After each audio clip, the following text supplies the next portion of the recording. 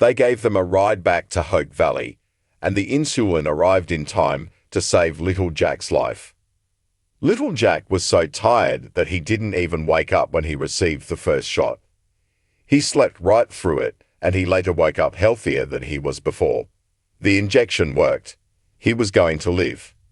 Tonight, the Hallmark channel presents an all-new episode of When Calls the Heart, airing on Sunday, March 19, 2025. This is the penultimate episode of Season 12, Episode 11, titled Having Faith. Below, we provide a detailed recap of the episode. As the episode unfolds, we find ourselves deeply invested in the health crisis facing little Jack Thornton. Diagnosed with diabetes, a condition that during this time period was often viewed as a death sentence, Elizabeth and Nathan rally together to care for him. The gravity of the situation weighs heavily on Elizabeth, who is confronted with the harsh reality that her only child may not survive without immediate medical intervention. In a stroke of hope, Mai, who has been researching medical advancements, discovers that the University of Toronto is developing a treatment for diabetes.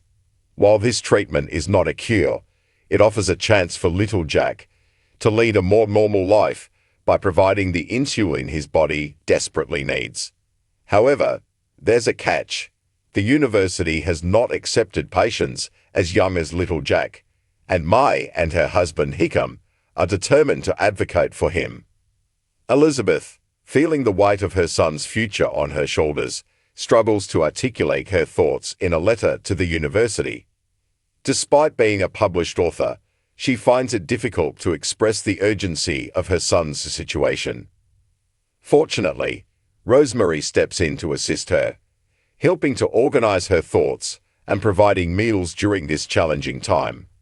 The community rallies around Elizabeth, offering food baskets and support, demonstrating the strong bonds that have formed in Hope Valley.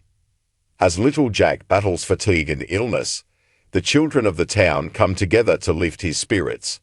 They devise a plan to broadcast a baseball game over the radio, knowing how much little Jack loves the sport. Angela, who is blind, takes the lead in creating an engaging program, complete with sound effects and commentary, ensuring that even those who cannot see the game can enjoy it. The excitement of the broadcast brings joy not only to little Jack, but also to the entire community, culminating in a celebratory party after a home run. However, the situation takes a turn when Mai receives a response from the university. They inform her that little Jack cannot receive treatment unless he relocates to Toronto, as the medication must be administered shortly after production. The doctor's response is disheartening, and it becomes clear that they have not fully grasped the urgency of Elizabeth's plea. In a desperate bid to expedite the process, Elizabeth learns that the university is willing to open territorial clinics if they can find a group of at least 9 patients with diabetes from nearby territories. This news ignites a spark of hope, and Rosemary takes to the airwaves, urging anyone with diabetes or knowledge of someone affected to reach out to the Queen Hearts Saloon. The response is encouraging, with 7 individuals expressing their willingness to participate, but they still fall short of the required number. Determined not to let her son suffer, Elizabeth takes the bold step of directly contacting the university. Her heartfelt plea garners attention, and the doctors agree to consider treatment for the patients. However, just as progress seems within reach, a severe storm disrupts transportation, leaving Mai and Hickam stranded on a train, unable to reach Hope Valley in time. In a race against the clock, the community bands together once more. They provide a ride to Mai and Hickam, ensuring that the insulin arrives just in time for little Jack. The moment is tense, as little Jack is so exhausted that he doesn't even stir when he receives his first injection. But when he finally awakens, the transformation is remarkable. The treatment has worked, and little Jack is on the path to recovery. As the episode concludes, we are left with a sense of relief and hope. Little Jack's life has been saved, and the strength of community and faith shines brightly through the challenges they faced. The bonds of friendship and love in Hope Valley have proven to be a powerful force, reminding us all of the importance of coming together in times of need.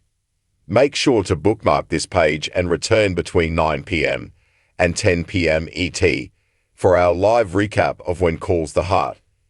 In the meantime, check out all our WCTE news, spoilers, recaps on the Hallmark channel When Calls the Heart airs with an all-new Sunday, March 16, 2025, Season 12 Episode 11 penultimate episode, and we have your When Calls the Heart recap below. On tonight's WCTE Season 12 Episode 11 called Having Faith, as per the Hallmark channel synopsis. When little Jack falls ill, Elizabeth and Nathan care for him together as he and my race to secure medicine. The kids broadcast a baseball game over the radio to lift spirits. Stars Erin Krakow, Pascal Hutton, Jack Wagner. So make sure to bookmark this spot and come back between 9 p.m. 10 p.m. ET for our When Calls the Heart recap. While you wait for the recap, make sure to check out all our WCTE news, spoilers, recaps and more right here. Tonight's When Calls the Heart recap begins now. Refresh page often to get the most current updates. In tonight's WCTE episode, little Jack Thornton was diagnosed with diabetes. There was no cure for diabetes at the time.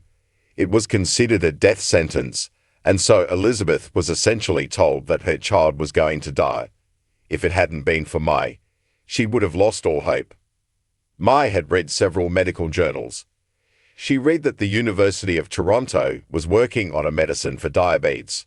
It wasn't a cure, only it would allow little Jack to live a somewhat normal life. It would give him the insulin that his body lacks. It also was this or nothing. The university was accepting patients to give them this new treatment. They haven't accepted patients as young as little Jack, and so Mai wanted to travel there with her husband. They wanted to make a case for little Jack. They wanted him to receive medication as soon as possible. Elizabeth, including a letter from herself, could also help. There was no one else that could make the doctors see how much little Jack matters. He was Elizabeth's only child. He was her whole world, the one thing she had left from her late husband. Yet, Elizabeth struggled with writing the letter. She's written a book. She just couldn't bring herself to write a letter about why her son deserved to live. She was struggling with facing that fear when Rosemary helped. Rosemary helped Elizabeth to organize her thoughts. She also helped out with meals. The whole town put together food baskets for the Thorntons. Elizabeth was a huge part of their community, and they didn't want her to lose her son. They did their best to help Elizabeth during this trying time. They also prayed for her boy. Little Jack was so tired all the time. He couldn't even bring himself to play with the other kids. He was napping more and more, and so the other kids came up with an idea. They knew how much little Jack loves baseball. They went to Elizabeth's home and they asked her if they could play baseball over the radio. This way the little boy didn't have to miss out. It was Angela's idea. She was blind, and getting a play-by-play from the others was how she followed the local games. Angela made the program great. She played an opener on the piano. She did sound effects. She also got the hosts talking about baseball, and it was such a great program that the adults also got involved. They loved following the game. It was so exciting that they threw a party after a home run. Little Jack loved the new program. It was great news in the middle of all the bad. Mai heard back from the university doctors. They said they couldn't treat little Jack if he doesn't live in Toronto. The medication has to be used within days of it being manufactured. The doctors weren't going to approve for it to be transported for just one patient. Either little Jack moves to Toronto or he doesn't get the medication. The people in charge clearly hadn't read Elizabeth's letter. They also mentioned that they would open up territorial clinics in time, and her son didn't have that long. The only way they get the doctors to speed up the treatment was by finding a group of at least 9 people with diabetes from the nearby territories. Those with the condition would have to travel to Hope Valley every month for their injection. Only it was still better than nothing. They could live with the insulin, or they could die if they don't wish to travel. Rosemary did a radio program about it. She asked everyone who has it, or who knows someone that has it, to call the Queen Heart Saloon. They heard back from 7 other people willing to sign up for insulin injections. They were still short, and that's when Elizabeth decided to confront the doctors. They ignored her letter. They couldn't ignore her call. Elizabeth called the university, and she begged for treatment. They were willing to hear her because they agreed to treat the patients. But then there was a storm. It was a bad one. It took out one of the train tracks. Mai and Hickam were stuck on the train, and it would have been a day before the tracks cleared. No one wanted little Jack to wait that long. They got out the car, and they went to Mai and Hickam.